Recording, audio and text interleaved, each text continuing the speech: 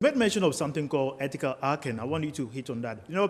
When we hear hacking, the first thing that comes to mind is individuals sitting somewhere with a laptop ready to break down a structure that has been, let's say, built over centuries. In terms of ethical hacking, is it something that we have been open to as a nation or as companies and corporations? How sensitive is that particular sector? My experience is that we've not been open to ethical hackers. I mean, I started off as an ethical hacker, right?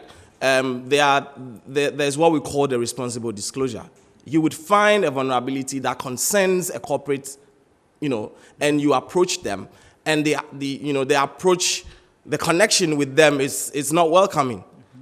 So you are put off to even go back and tell them that, hey, I found this about you. There's also a question about who asked you to go find this about me. Leave my space alone. Which is where the issue of, are we really structuring the environment to accommodate everybody? Because the Chinese are using their hackers. The Americans are using their hackers. Even the Israelis that we fancy are using their hackers. You need to bring them together so that you get them to connect with the bigger picture that the country is trying to achieve. Because they are finding the low-hanging fruits. Mm-hmm. Now, the whole aspect of hacking has gained a different vibe now. Mm-hmm. There are bug bounties. These bug bounties are people who are like mercenaries. Yeah. They commercially engage some of these environments and find out the various loopholes that could even cause you to lose money. Mm-hmm. They tell you, and then they make something out of it because you have developed that platform for them to be able to come back to you. Then they had the white hat hackers, which, or the ethical hackers, you call them.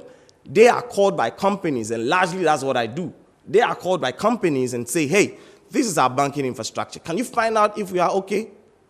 This is our media infrastructure. We are online. Can you find out if we are okay? And then they are the bad guys. And I'm using that advisedly because their activity, which we call black hat, has nothing to do with you and I. Their interest is purely motivated by other ulterior motives. He comes in, he breaks. He takes what he wants to go, he walks away. He comes in, he breaks, he embarrasses you. They are also there. And look at the size of the globe.